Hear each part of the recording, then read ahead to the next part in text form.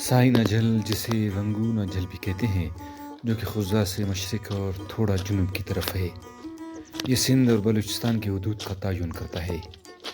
سائی نہ جھل یا ونگو خزار شہر سے تقریباً 100 کلومیٹر کے فاصلے پر واقع ہے۔ ونگو پہاڑ صدیوں نہیں بلکہ ہزاروں سالوں سے مشرق سے مغرب کی جانب اور شمال سے جنوب کی طرف سیاحوں کا گزرگاہ رہا ہے، جو کہ آج بھی مصروف گزرگاہ ہے۔ یہ براوستان کو سندھ سے ملانے والی مختصر ترین راستہ ہے اور ماضی میں بھی مصروف ترین گزرگاہ رہا ہے۔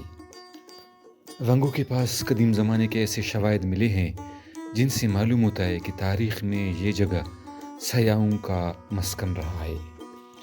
سائی نہ جھل ونگو دراصل ایک چھوٹا سا دریا ہے جس میں پورا سال پانی بہتا رہتا ہے۔ اس دریا کی خوبی یہ ہے کہ اس میں قحط کے سالوں میں بھی پانی بہتا چلا رہا ہے۔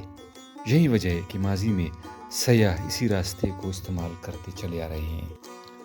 ونگو یا سائی نہ جھل دراصل کوئی گیرتر پہاڑی سلسلے میں واقع ہے۔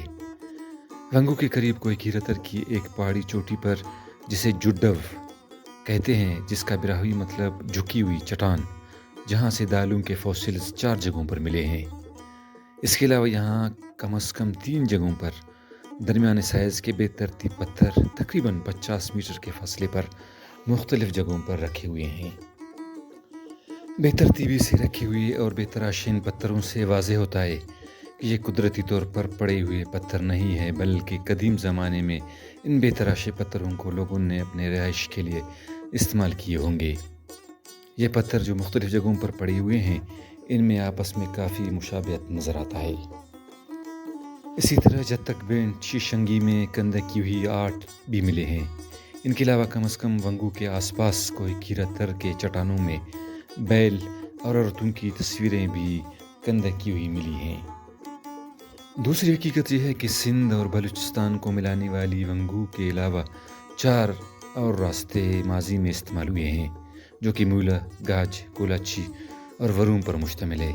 ان تمام قدیمی راستوں پر آج بھی آثار قدیمہ کے نشانات موجود ہیں۔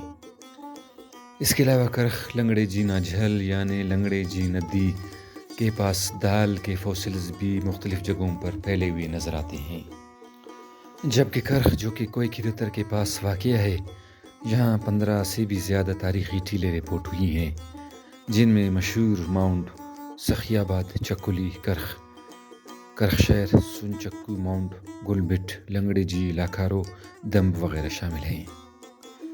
اینٹیک مافیا نے ان دمبوں کو کھودنے کے بعد ان سے قیمتی مورتیاں، مٹکے جنہیں کلک کہتے ہیں، موتیاں، ہرن، بیل، ہاتھی، مچھلی وغیرہ کی تصاویر اور مورتیاں نکال کر کوڑیوں کے بہاؤ فروخت کر چکے ہیں۔ تہذیب جو کہ کرخ کے آس پاس موجود ہے، جو گیرتر میں موجود آثار قدیمہ کی کڑیاں ہیں۔